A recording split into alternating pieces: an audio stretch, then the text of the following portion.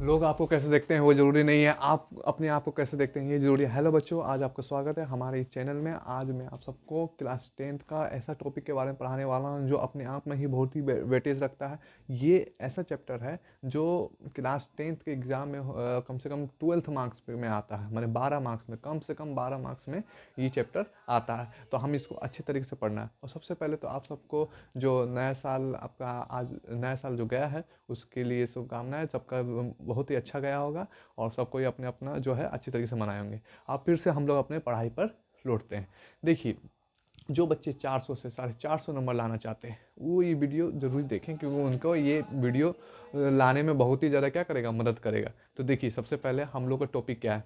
तो हम लोग का टॉपिक है ऊंचाई एवं दूरी, और इस एनसीईआरटी में बेस पे हम लोग लेके चलेंगे। तो एनसीईआरटी में जो है इस चैप्टर 9 है, इसका जो नाम है वो त्रिकोणमिति के कुछ अनुप्रयोग। इसको हाइट एंड डिस्टेंस भी कहते हैं इंग्लिश में, ठीक है। और यहाँ पे लिख दिए ऊंचाई एवं दूरी। कहीं पे ऊंचाई एवं दूरी दे, या आप ज़्यादातर बच्चे ऊंचाई एवं दूरी के नाम से जानते हैं, ठीक है। लेकिन त्रिकोणमिति के कुछ अनुप्रयोग बोल देगा तो आपको उसका मतलब भी वही होता है, सम एप्लीकेशन ऑफ ट्रिग्नोमेट्री।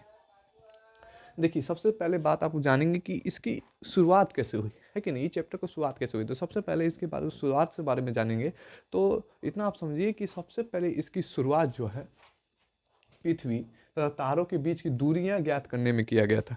सबसे पहले ये चैप्टर की जब शुरुआत हो रही थी तो पृथ्वी जो था, पृथ्वी और तारे थे, उनके बीच की जो दूरी है वो निकालने में किया जाता था। उसके बाद देखिए भूगोल में, तो भूगोल के वाले क्षेत्र में जिसका क्वेश्चन जो आता है, ठीक है, तो मकान पर आता है, इसका क्वेश्चन आ जाता है, ठीक है। उसका चिमनी, ये बहुत इंपॉर्टेंट क्वेश्चन है। सब बहुमंजिला मकान, मीनार, पहाड़, पतंग और सीढ़ी, इस टाइप के क्वेश्चन आ जाते हैं। जैसे कि अगर कोई बच्चा है तो बच्चा कोई गुब्बारे को देख रहा है तो उस टाइप के भी क्वेश्चन पूछे जाते हैं, है कि नहीं। ऊपर से कोई पुल है तो पुल के ऊपर से कोई झांक रहा है नीचे, ठीक है, पुल के ऊपर से नीचे किसी नाव को जाते हुए देख रहा है तो फिर वो भी, अब इस टाइप के भी क्वेश्चन आते हैं। अब देखिए आगे इस टॉपिक कौन कौन सा पढ़ना है इसमें, जो आपको एनसीईआरटी में दिया गया है कि 3 को टॉपिक पढ़ना है, उसको फिर खत्म है, ठीक।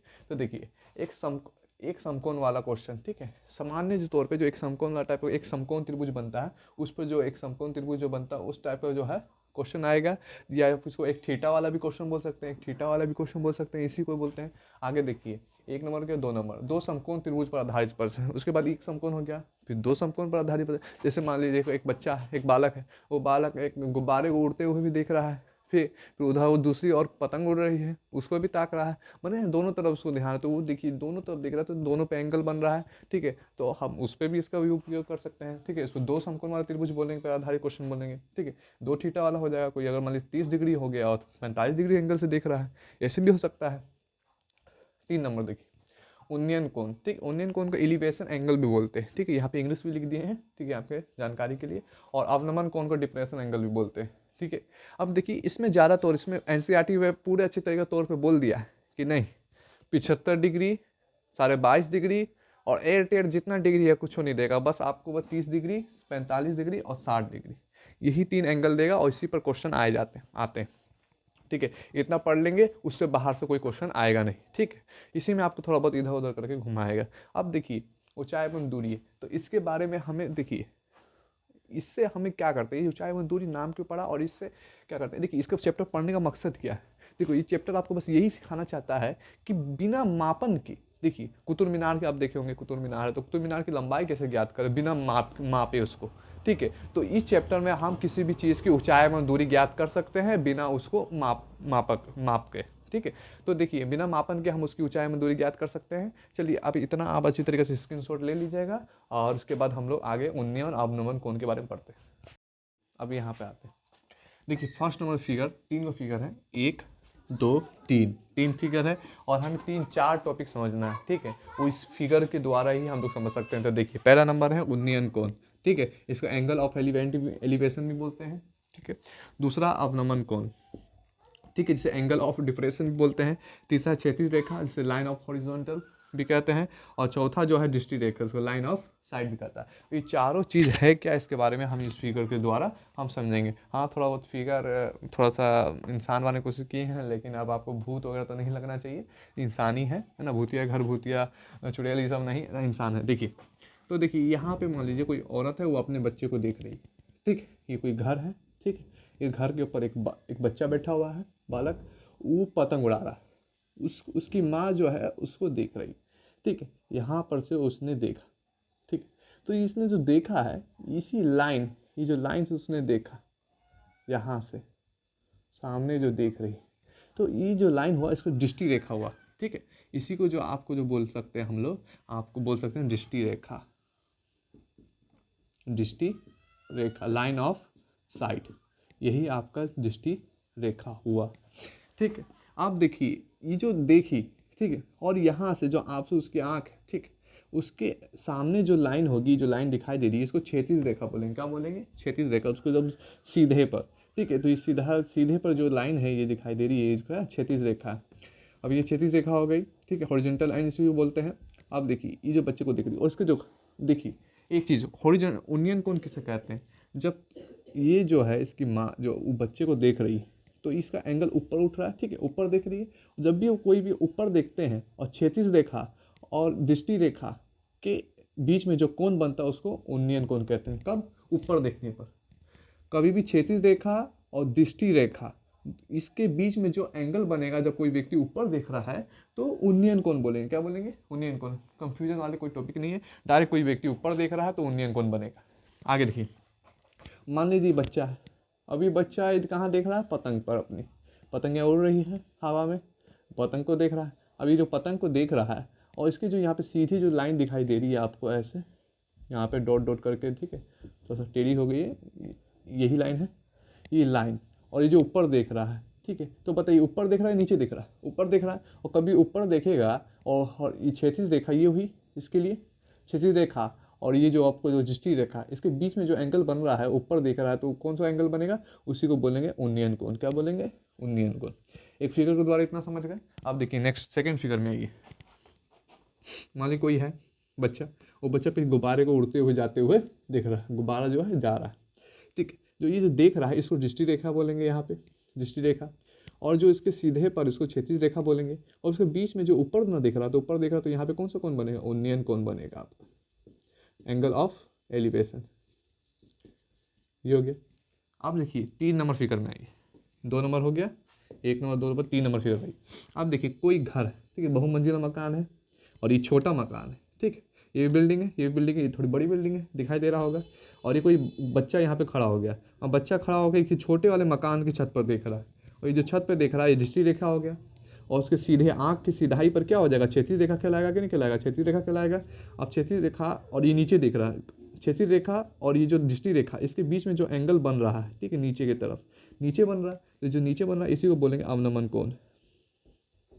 क्या बोलेंगे? अवनमन कोण। बहुत इंपॉर्टेंट कुछ है इसमें। क्षैतिज रेखा और दृष्टि रेखा के बीच में जो कोण बन रहा है इसमें क्या बोल रहे हैं? अवनमन कोण कहेंगे। और नीचे दिख रहा तो अवनमन कोण बनेगा, ऊपर देखेगा तो उन्नयन कोण का है बनेगा, ठीक है। इतना समझ में आया, ठीक है। आप क्वेश्चन पे चलते हैं, ठीक है। तीनों एक समकोण त्रिभुज पे क्वेश्चन पढ़ेंगे, ठीक है। एक समकोण वाले त्रिभुज पे क्वेश्चन, दूसरा 2 समकोण त्रिभुज पे क्वेश्चन, और तीसरा उन्नयन कोण और अवनमन कोण दोनों को मिक्स करके एक क्वेश्चन देखेंगे, ठीक। चलिए क्वेश्चन क्या बोल रहा है? क्वेश्चन मतलब मीनार के एक बिंदु से, जो मीनार के पाद बिंदु से 30 मीटर की दूरी पर है, ठीक। बोल रहा है कि कुछ रोक बता। देखिए बच्चों, बोल रहा है भूमि के एक बिंदु से, जो मीनार के पाद बिंदु से 30 मीटर की दूरी पर है। बोल रहा है कि भूमि, ये भूमि है, मान लीजिए भूमि के एक बिंदु कोई मान लीजिए P, ठीक। भूमि के एक बिंदु मान लीजिए कोई P है, से मीनार की जो ये मीनार है, ये आपका मान लीजिए मीनार है, ठीक है। ये मीनार से, ठीक है, ये भूमि के एक बिंदु की P की जो दूरी है वो लगभग में कितना मीटर है? 30 मीटर है। कितना है? 30 मीटर। तो यहाँ पे हम लिख देते हैं 30 मीटर, ठीक है। यहाँ पे 30 मीटर है। तो मीनार के शिखर का उन्नयन कोण 30 डिग्री है। मीनार के शिखर का उन्नयन कोण, तो मीनार के शिखर का उन्नयन कोण किस है? बिंदु से। तो हम बनाते हैं, तो मीनार के शिखर का, ठीक है, मीनार की शिखर ये हो गया। यहाँ पे आप देखिएगा तो शिखर है, और शिखर से जो है मीनार के जो उन्नयन कोण मतलब कि नीचे से ऊपर देखने में कितना डिग्री कोण बनेगा? तो बोल रहा है 30 डिग्री का है। कितने डिग्री का है? 30 डिग्री का। तो यहाँ पे 30 डिग्री लिख देते हैं। उन्नयन कोण कितने डिग्री का बना है? 30 डिग्री का। तो मीनार की ऊंचाई ज्ञात करें। बोल रहा है फिर फिर तो मीनार की ऊंचाई ज्ञात करें। तो मीनार जो है आपकी यहाँ से, ठीक, यहाँ से मान लीजिए यहाँ पे जो निकला हुआ है यहाँ से, ठीक, ये पूरा इसकी h मान लीजिए, h बराबर क्या है, वाट। मीनार की ऊंचाई ज्ञात करना है, ठीक है। तो हम इसको मान लेते हैं यहाँ पे P, और ये कोई बिंदु मान लीजिए Q, और ये कोई बिंदु R हो गया, ठीक। तो हमें QR ज्ञात करना है, QR। तो लिख देंगे पहले, जो चूंकि जो दिया गया वो लिख देंगे यहाँ पे। तो यहाँ पे हम लोग लिखेंगे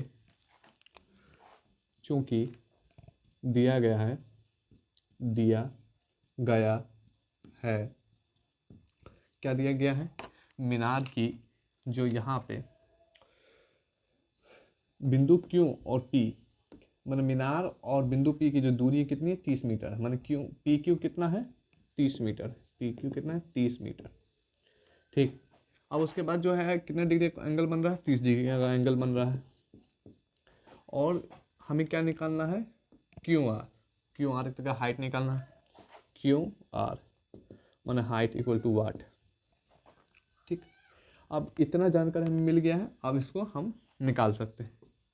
देखिए सबसे पहले तो आप पढ़े होंगे ट्रिग्नोमेट्री में, ठीक है, साइन थीटा का वैल्यू P/H, ठीक है, कोस थीटा का वैल्यू B/H, ठीक है। ये सब जो आप पढ़े हैं तो यही सब का इसमें उपयोग होगा। तो देखिए ये आपका क्या हो जाएगा, एक तरीके से परपेंडिकुलर, ठीक। तो यहाँ पे जो H मान है, इसको ये क्या है, एक तरीके से P है, क्या है, परपेंडिकुलर लंबवत है, तो P हो गया, इसको P बोलेंगे। ये आपका हाइपोटेनस कर्ण हो गया, ठीक है, और ये आपका आधार हो गया, और ये आपका लंब हो गया। तो हम एक हाइपर जो पाइथागोरस साहब थे, उन्होंने क्या बताया था कि जो कर्ण का जो वर्ग होता है, कर्ण का जो वर्ग होता है, कर्ण का वर्ग होता है वो लंब के वर्ग, लंब का वर्ग माने स्क्वायर प्लस आधार का वर्ग, आधार का वर्ग, वर्ग मतलब आधार का स्क्वायर की योगफल माने जोड़ के बराबर होता है, ठीक। ये आपको एक फॉर्मूला बताया था। तो इसी फॉर्मूला पे हम लोग अच्छे तरीके से देखेंगे। अब देखिए दूसरी बात, आपका टेन जो यहाँ पे रुकता से इस जगह नहीं मिल रहा है, इतना फिगर में। देखिए हम लोग देख रहे थे कि यहाँ पे कि कर्ण का स्क्वायर जो होता है लंब के स्क्वायर प्लस आधार के स्क्वायर के योगफल के बराबर होता है।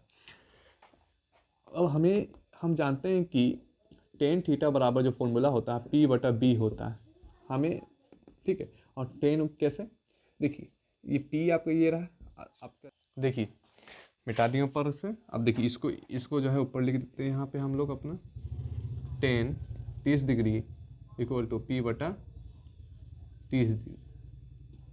अब देखिए टेन 30 डिग्री का वैल्यू कितना होता है, ठीक है। टेन 30 डिग्री का वैल्यू जो होता है वो आपका होता है 1/√3। यहाँ पे लिख देते हैं 1/√3, P का P और 30 का 30। और देखिए 30 को 30 से 30 गुना हो जाएगा नहीं हो जाएगा, यहाँ पे आप देखेंगे 30 1 से गुना हो जाएगा और √3 P से गुना हो जाएगा।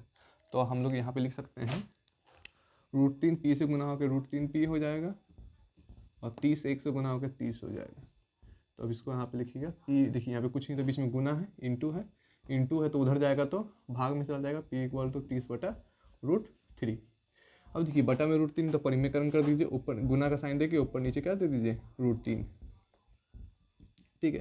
तो यहाँ पे क्या आ जाएगा आपका 30 जो है आपका वो √3 से गुना होगा, तो 30 √3 हो जाएगा। और √3 को √3 से जब हम गुना करेंगे, जब √3 को √3 से गुना करेंगे तो क्या हो जाएगा, रूट के अंदर 3 × 3 हो जाएगा, और रूट के अंदर दो को 3 रहता है तो एक 3 लिख देते हैं कि नहीं, बाहर लिख देते हैं। तो आपका हो जाएगा ऊपर में 30 √3 से गुना होकर 30 √3, और √3 को √3 से गुना करेंगे तो आ जाएगा आपका 3 से 30 कर जाएगा कितने बार में, आपका 10 बार में, ठीक। तो आपका इसलिए P बराबर, P माने परपेंडिकुलर हाइट, मीनार की ऊंचाई कितना हो गई, हाइट, ठीक है, कितना हो गई 10√3 मीटर, ठीक। यही आपका क्या होगा, आंसर हो गया। देखिए अगला आप दो समकोण वाले क्वेश्चन के लिए और अवनंबर और नियन में अंतर समझने के लिए और दूसरे टाइप के क्वेश्चन प्रैक्टिस के लिए वो हम लोग नेक्स्ट वीडियो में देखेंगे। आज के लिए इतना ही काफ़ी है। सब्सक्राइब कर दीजिएगा, बेल आइकन दबा दीजिएगा, जिससे आप लोग के लिए आगे वीडियो हम लोग बना पाए।